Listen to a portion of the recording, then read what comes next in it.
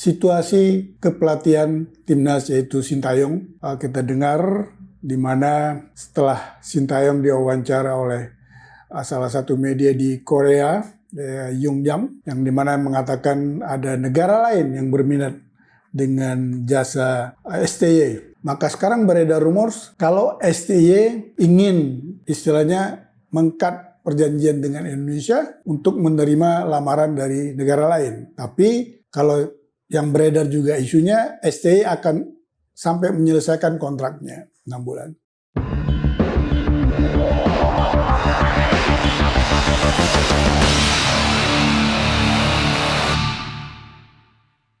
Halo pemirsa, bertemu kembali di YouTube channel Hasanis Corner. Kali ini saya Zizi yang membuka perjumpaan kita karena sepertinya Hasani masih membersihkan salju di sepatunya seusai jalan-jalan di kota New York.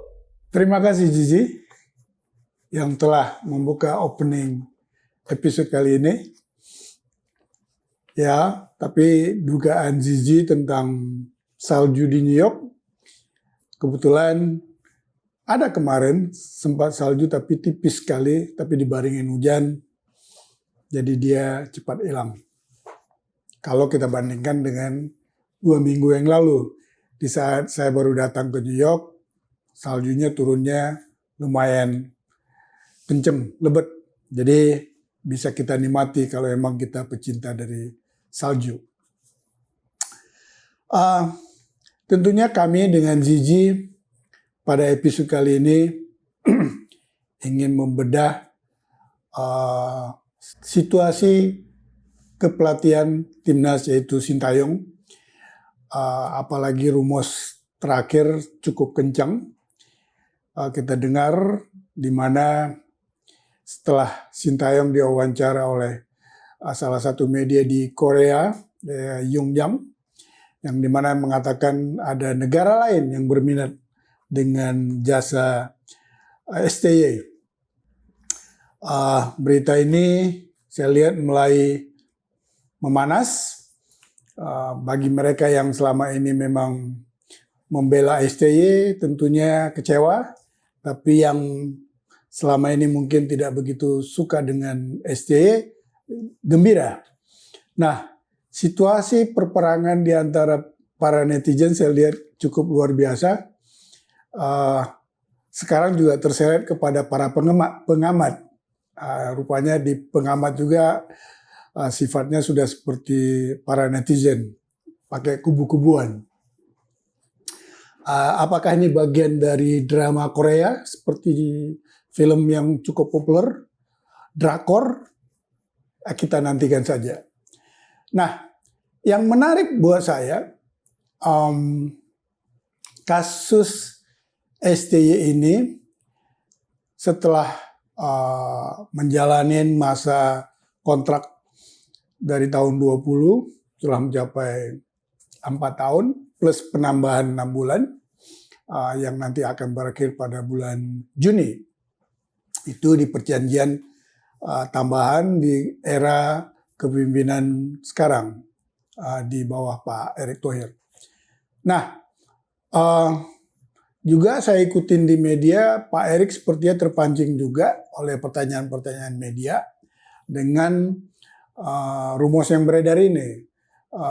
Ada statement Pak Erick yang saya tangkap, ya beliau mengatakan profesional aja.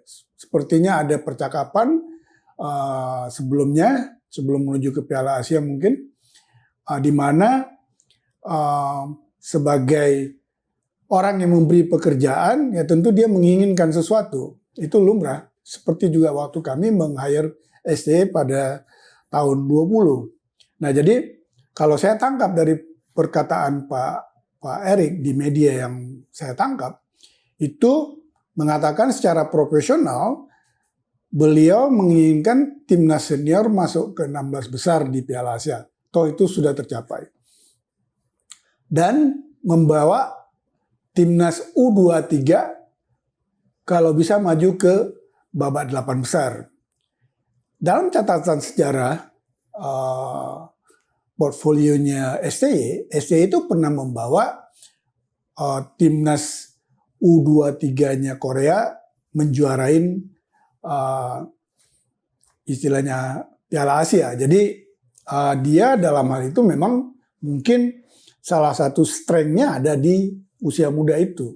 Jadi apa yang dimaukan oleh federasi yang dicoba dicetuskan oleh Ketua Umum Pak Erick itu hal yang lumrah. Ya, tapi sekarang beredar rumor setelah Indonesia gagal, setelah masuk 16 besar dan gagal, melanjut ke babak berikutnya setelah kalah dari Australia, maka sekarang beredar rumor kalau STY ingin istilahnya mengkat perjanjian dengan Indonesia untuk menerima lamaran dari negara lain. Tapi kalau yang beredar juga isunya STY akan sampai menyelesaikan kontraknya 6 bulan. Ada yang menarik di sini kalau kita perhatikan apakah tingkah laku atau kalau benar STY ini dihubungin oleh negara lain atau STY ingin mendeterminate kontraknya, apakah dia salah? Ada ada sebuah kejadian di tahun 1995 di Eropa di mana yang disebut Bosman Rule. Ini Bosman Rule ini sebelum ada case Bosman ini, setiap pemain di Eropa atau pelatih yang under kontrak tidak bisa dihubungin oleh pihak lain atau dia keluar sebelum habis kontraknya. Namun dengan ada Bosman Rule ini yang akhirnya berlaku sejak tahun 1995, berlaku 6 bulan sebelum expire, mereka boleh dikontak kalau memang ada pihak lain yang berminat dengan jasa si pemain tersebut atau pelatih tersebut. Atau dia juga bisa mencari pekerjaan atau sudah mengkontak pihak yang ingin dia tuju setelah kontrak dia dengan pihak yang sekarang dia under kontrak selesai. Itu di Eropa lewat Bosman Rule ini dibolehkan. Jadi dan ini sepertinya berlaku di secara dunia di sepak bola. Jadi apa yang dilakukan oleh STY kalau berdasar dengan Bosman Rule dan dia akan selesai di bulan Juni dan sekarang Januari, artinya under 6 bulan.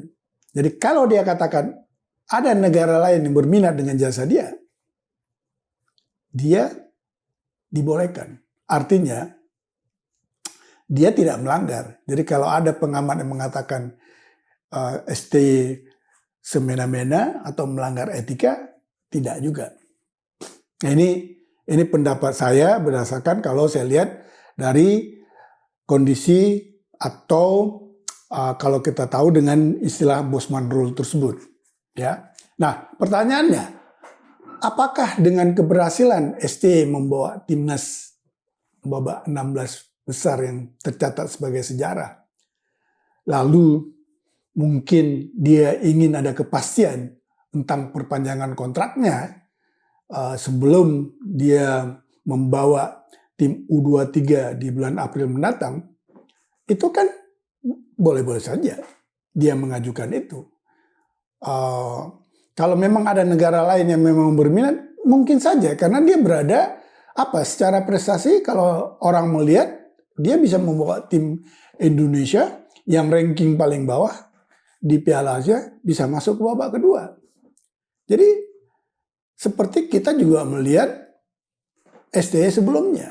Kenapa kita hire dia? Karena kita lihat beberapa portfolio dia. Jadi saya pikir ini bukan sesuatu yang harus diperdebatkan, bukan sesuatu yang harus ada pihak yang merasa harus baper dan segala macam. Karena saya pikir dalam hal profesionalisme sepak bola, hal seperti ini sering terjadi. Nah, apalagi kalau saya melihat kalau kita berdasarkan dengan Bosman Rule ini tidak ada pelanggaran, ya. Nah, sekarang saya pikir kalau memang kita masih berminat dengan STY, ya kita bicarakan aja. Atau ya kita katakan beri garansi dia kalau Anda akan kami perpanjang. Karena menurut saya juga Kalau apa yang dibawa oleh ST setelah 4 tahun berada di Indonesia dan membangun timnas lewat Garuda Muda yang rata-rata pemainnya masih sangat muda, ini belum matang, belum waktunya, belum di masa puncak. Jadi mungkin dia butuh 2-3 tahun lagi. Nah, saya pikir daripada kita ganti arsitek baru, kenapa nggak kita teruskan aja? Itu pertimbangan pribadi saya. Tapi kembali kepada federasi, ya. Nah, di federasi sendiri untuk menentukan pelatih ini tentu peran dari ketua umum besar. Walaupun nanti keputusannya adalah secara kolektif kolegial 15 daripada anggota ESCO, di mana 12 anggota plus 2 wakil ketua umum dan 1 ketua umum. Nah, nanti biarkan federasi rapat secara internal melihat apakah ST dilanjutkan atau tidak. Itu kita serahkan kepada federasi. Pasti mereka lebih paham dan mengerti dan berpikir secara objektif. Ya, kalau saya selalu berpikir secara logik aja. Saya tidak mau baper, saya nggak mau terjebak oleh situasi dengan segala macam pihak yang pro dan kontra. Kita melihat objektif aja. Kalau secara objektif yang saya lihat, STY membawa nilai yang bisa membawa timnas kita meningkat, ya. Dan ini diakui juga oleh beberapa pelatih internasional seperti pelatih yang pernah kita lawan Australia maupun Jepang, dan juga beberapa pelatih lokal mengakui ini. Memang kadang-kadang STY ini mempunyai sifat yang kadang-kadang ya kurang mengenakan karena mungkin komunikasinya, ya. Tapi ya itulah manusia, tidak ada yang sempurna. Baik, saya ingin melihat begini, kalau memang STY pergi atau STY tidak diperpanjang, siapa kira-kira yang akan mengganti posisi STY di timnas? Nah, di sini juga beberapa nama muncul, misalnya Akira Nishino, ya. Ini bekas pelatih nasional Jepang yang pernah membawa Jepang menuju ke babak 16 besar dan kalah dengan tim yang kuat juga, yaitu kalah dari Belgia. Jadi kalau melihat dari posisi ini tentu dia bukan pelatih kaleng-kaleng. Nah, dia malah pernah dirumuskan akan menjadi direktur teknik PSSI. Tapi nyatanya sampai hari ini belum. Ya, jadi nama Akira ini sudah sering muncul. Nah, siapa Akira ini sebelum memegang timnas? Dia juga tercatat pernah di Kashiwa Reysol, pernah di Gamba Osaka, dan terakhir di Vissel Kobe sebelum menangani timnas. Lalu dia memegang timnas Thailand, tapi sepertinya di timnas Thailand dia tidak berhasil, maka dia diganti oleh Paul Kin. Ya, hari ini juga Thailand sudah berganti lagi dari Paul Kin ke pelatih Jepang, tapi bukan Akira, tapi namanya kalau saya tidak salah Matasada Ishii, ya. Oke, itu Thailand. Nah, Indonesia, kalau memang ini STY pergi atau STY tidak diperpanjang. Tadi satu Akira. Yang kedua, nama misalnya yang sering muncul yaitu Pak Hang Seo. Pak Hang Seo ini ya pelatih Korea lagi. Nah, ini dia bekas pelatih Vietnam yang hampir boleh dikatakan ini musuh buyutannya Sintayong, karena Sintayong tidak pernah menang selama melawan Vietnam di bawah Pak Hang Seo. Nah, jadi dia secara portfolio Pak Hang Seo lumayan kalau kita lihat pernah membawa Vietnam juara SEA Games dan pernah membawa Vietnam juara AFF, satu trofi atau piala yang sangat diimpikan oleh penggemar timnas Indonesia. Rasanya kalau piala itu bisa kita dapat, akan terjadi pawai yang luar biasa di ibu kota kita, ya.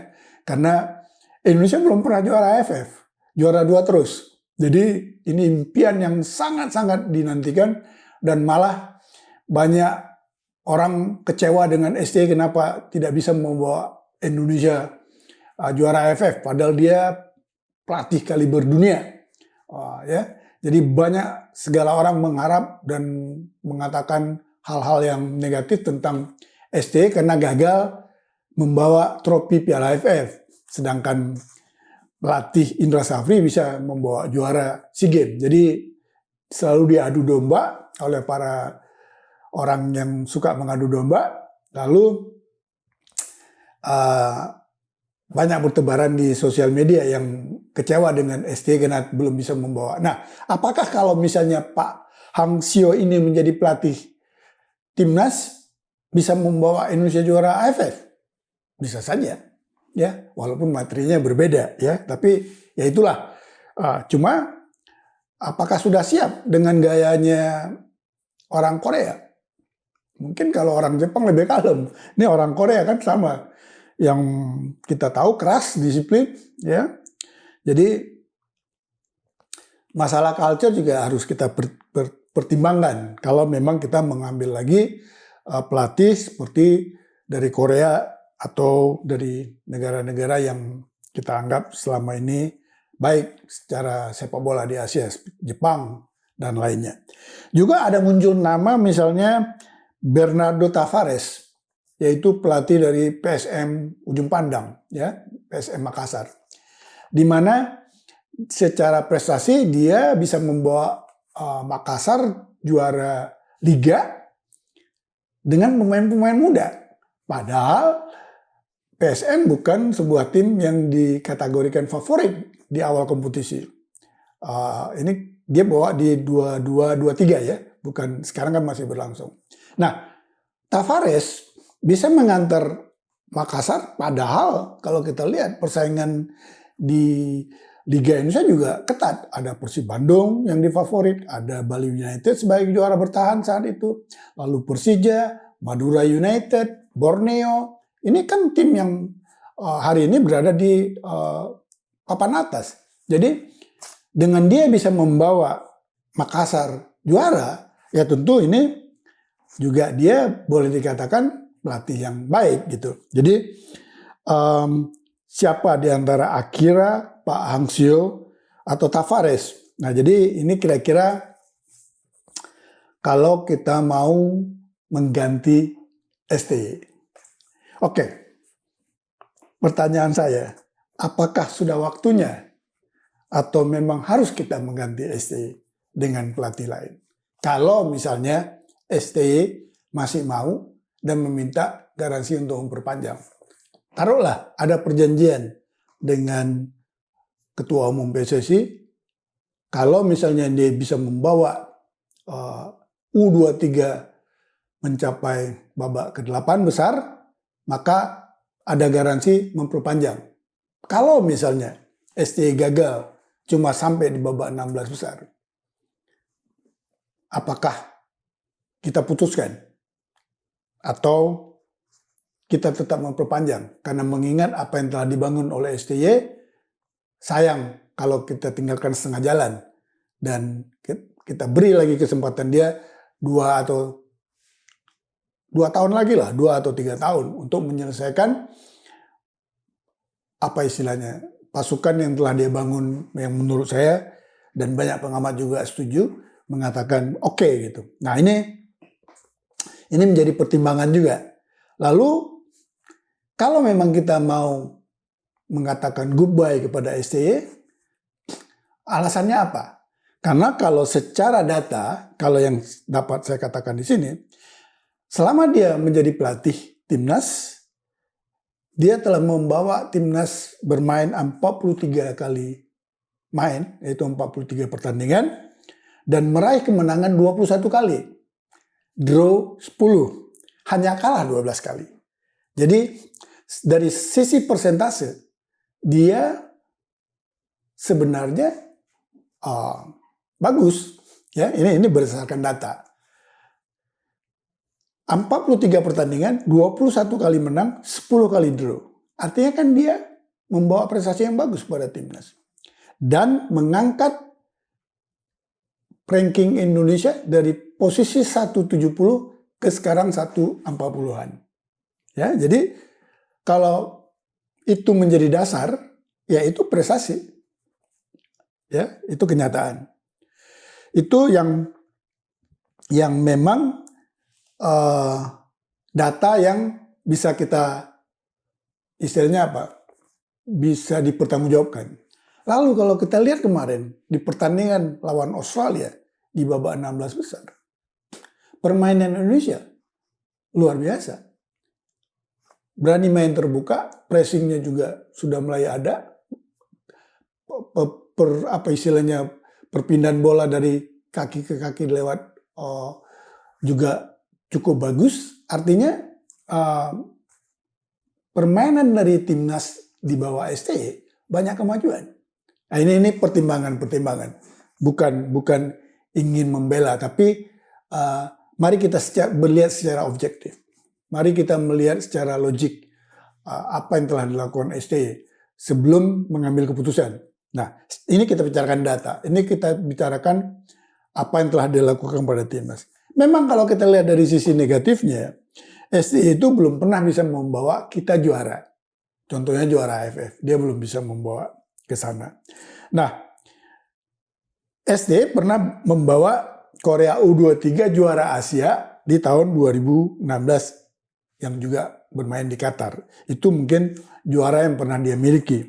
Nah, namun setelah 17 tahun kita kembali ke Piala Asia. Ini kan berkat STY juga. Juga tercatat sejarah baru pertama kita masuk ke babak 12 besar. Ya, pelatihnya juga STY. Indonesia selama STY tidak pernah lawan Vietnam. Tapi di Piala Asia akhirnya dia bisa memenangkan. Ya, artinya kan ada peningkatan. Ini kalau kita lihat apakah sudah waktunya STY diganti. Ya, itu pertimbangannya. Nah, kalau memang mau diganti, ya selain tadi nama Akira, Park, dan Tavares, juga masih banyak nama-nama lain yang menurut saya lagi available. Ya, sekarang kan lagi tren, misalnya kalau kita lihat Roberto Mancini sekarang menangani tim Arab Saudi. Ya, nah di pertandingan babak 16 besar antara pertemuan Arab Saudi dengan Korea Selatan itu juga kita lihat tadi pertandingan perperangan antara dua pelatih terbaik, yaitu Roberto Mancini Arab, Jurgen Klinsmann Korea. Hampir kalah Korea. Tapi di injury time akhirnya bisa disamakan dan akhirnya menang lewat adu penalti. Saya nggak bisa menduga, nggak bisa memperkirakan kalau Korea kalah, sedangkan dia lebih favorit, dan Klinsmann yang di-hire ingin membawa Korea sampai ke nanti Piala Dunia di 2026, tiba-tiba dia gagal, tidak bisa membawa Korea, berhenti di babak 16 besar, saya nggak tahu nasib dia gimana. Roberto Mancini juga di-hire dan dibayar mahal oleh Arab Saudi, tidak juga mau berhenti di babak 16 besar. Ya, jadi, tapi mereka salah satunya harus mundur. Istilahnya kalah, bukan mundur. Kalah, yaitu dalam hal ini Arab Saudi berhenti langkahnya. Padahal kalau kita lihat Arab Saudi juga secara ranking dunia ya tinggi juga. Walaupun masih kalah dibandingkan dengan Korea. Korea di posisi 27, Saudi 54. Tapi memang dominan. Korea tadi bermain dominan. Namun gayanya Roberto Mancini ya terlihat jelas. Ya kali-kali Arab Saudi kecewa, Mancini dipecat. Ya kenapa tidak? Ya mungkin bisa di-hire menggantikan STY. Kalau memang dia available, ya. Tapi yang available yaitu Jose Mourinho yang baru dikeluarkan atau dipecat oleh AS Roma. Coba aja kita deketin, who knows? Dia mau, ya. Ini kalau memang kita ingin ganti STY. Mourinho memang ditawar juga oleh beberapa klub di Arab Saudi dan dia mengatakan no thanks karena dia masih ingin tetap melatih di Eropa. Tapi ya dicoba aja kali mau. Nah, kalau mau kita tunggu sampai season Liga Primer selesai dan La Liga selesai, ada dua nama. Misalnya Barcelona, Xavi Hernandez mengatakan mau mundur. Jadi dia akan available. Lalu ada yang nama besar, Jurgen Klopp dari Liverpool juga ingin mengakhiri kontraknya dengan Liverpool. Nah, bisa saja mungkin dia berminat dengan Indonesia. Ya kan? Ya, semuanya bisa terjadi. Jadi saya berpikir kalau memang STY harus kita ganti, harus kita pikirkan dengan baik secara very objektif. Ya. Nah, kalau memang STY yang mengundurkan diri, dia yang ingin pergi, ya saya setuju dengan apa kata Pak Erik. Secara profesional, ya silakan. Kita nggak bisa menahan juga. Tapi kalau memang dia ingin meminta istilahnya garansi untuk mau perpanjang karena dia telah membawa timnas di babak 16 besar, ya silakan dipertimbangkan. Ya, jadi semua kemungkinan bisa terjadi. Ya, jadi kira-kira itulah tentang STY. Banyak dramanya, nggak apa-apa. Kalau seseorang yang biasanya apa istilahnya? Banyak saya lihat tipikal orang-orang yang nyebelin itu tapi banyak prestasi, ya. Jadi tapi itulah STY. Ada juga nggak suka karena dia jadi bintang iklan. Orang kalau udah terkenal pasti orang datang untuk ditarik jadi bintang endorsement. Jadi jangan juga berkomentar yang menurut saya jadi aneh gitu ya. Jadi buat kita, saya ketawa aja kalau ada komentar-komentar seperti itu. Juga misalnya mengatakan, oh STY dipegang oleh agen besar dengan tujuan bla bla bla bla. Ya terserah, mau komentar apapun itu hak kita ya. Jadi saya pikir kembali lagi, apakah timnas membutuhkan jasa STY? Kalau memang membutuhkan, silakan diperpanjang. Kalau memang tidak, silakan dilepas. Ya, kita cari yang lain. Tidak ada hal yang tidak mungkin di dunia ini.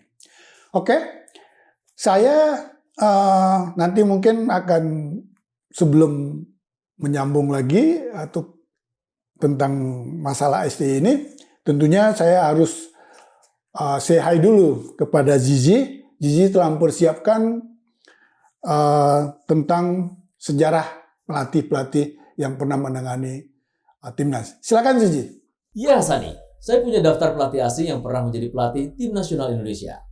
Yang pertama adalah Alfred Riedel, pernah memimpin skuad Garuda pada Mei 2010 hingga Juli 2011, lalu berlanjut pada Desember 2013 hingga Januari 2015 dan dari September sampai Desember 2016. Selanjutnya ada Ivan Kolev, menjadi pelatih timnas Indonesia di periode November 2001 hingga November 2003, lalu pada Januari sampai Desember 2007.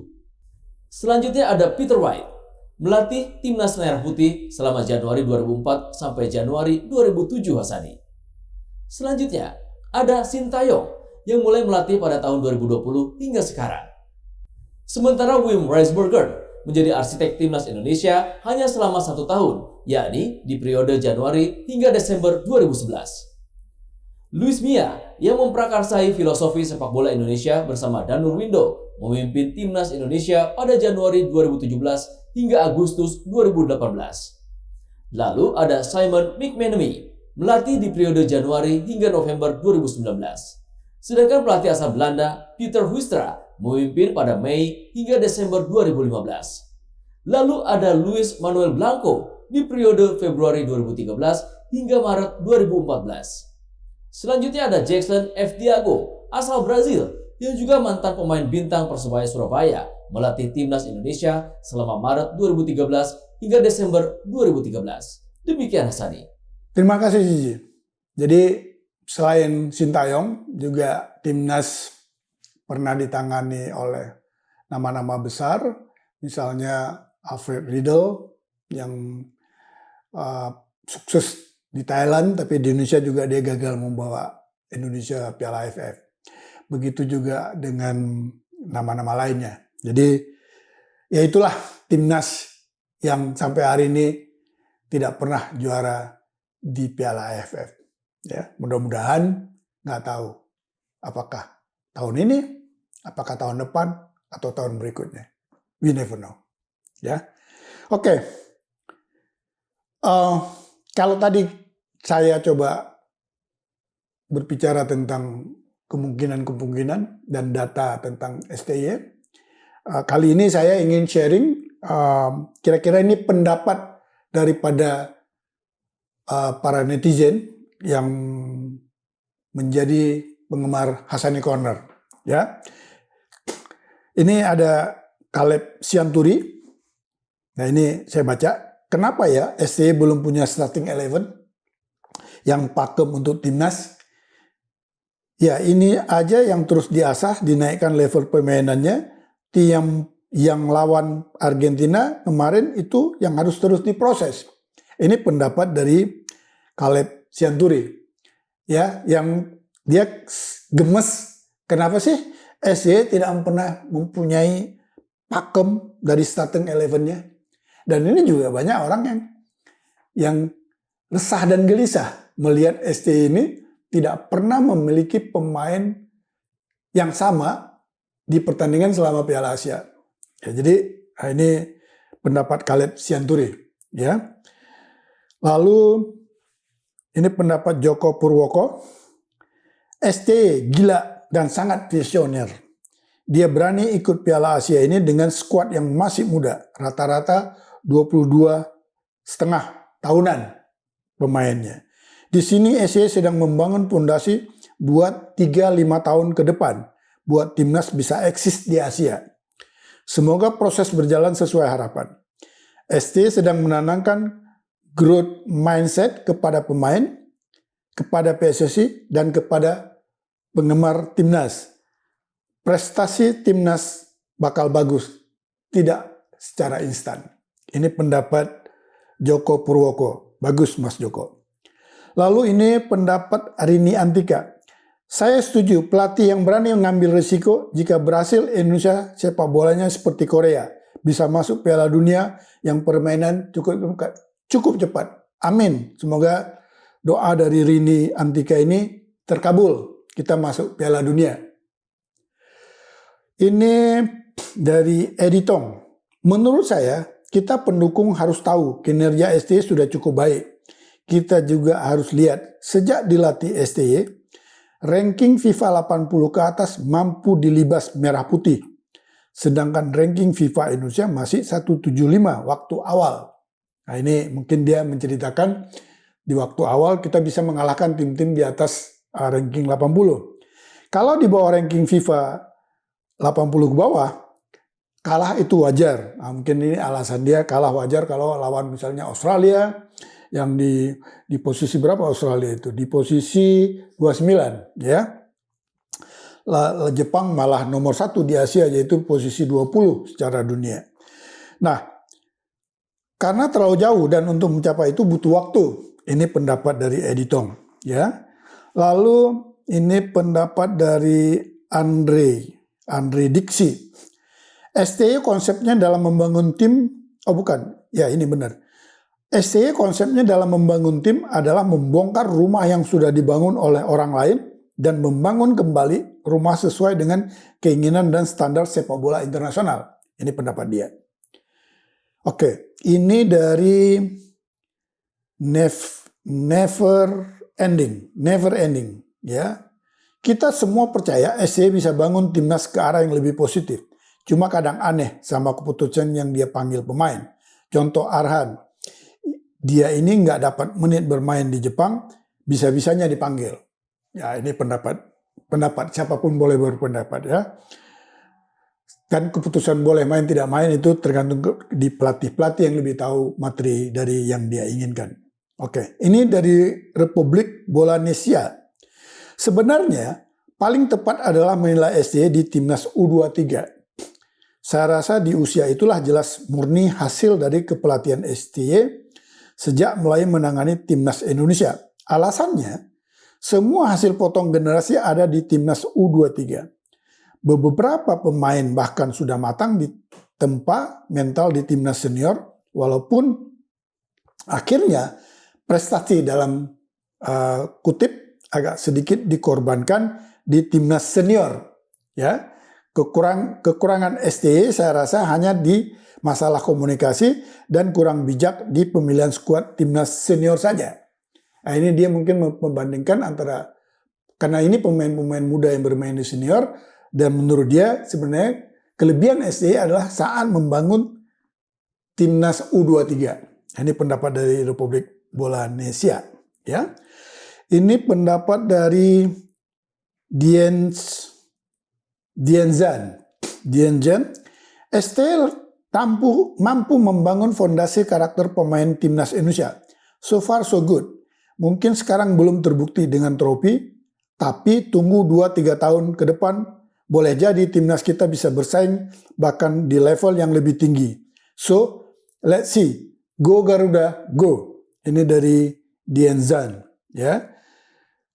Ini juga dari Wahyu, maju terus Timnas Indonesia. Semoga jaya dan sukses. Oke, ini standar. Ini dari Teguh. Intinya saya percaya proses biarpun kalah sama tim-tim top dunia. Saya tetap optimis biarpun nggak lolos juga tetap percaya proses sama STY. Oke, ini dari Christian Natal. Hanya STY yang paham Timnas. Pengamat tidak tahu itu. Maju terus Timnas. Saya percaya STY akan memberi arahan yang terbaik untuk Timnas. STY pelatih hebat. Pengamat tidak tahu detail tentang Timnas. Ya, ini pendapat Christian. Mungkin dia pembela STY. Ini juga dari Slamet Sumardi. Harapanku hanya ingin Coach Sintayong diperpanjang kontraknya dengan durasi panjang untuk kemajuan sepak bola Indonesia. Ya, itulah pendapat-pendapat para netizen yang menurut saya harus kita apresiasi. Karena mereka adalah bagian dari Timnas. Kenapa saya bilang bagian dari Timnas? Karena mereka adalah penggemar Timnas. Sama seperti kita. Semua kita penggemar Timnas. Kalau Timnas menang, Timnas berjaya, kita semua happy. Negara juga happy. PSSI happy. Bapak Presiden juga saya lihat orang yang paling happy kalau Timnas kita menang. Jadi tentunya harapan dari 270 juta penduduk ini ada di Timnas Indonesia. Jadi tolong kita pikirkan matang-matang sebelum mengambil langkah yang nanti apa istilahnya? Pikirlah secara objektif. Mari kita mainkan logika.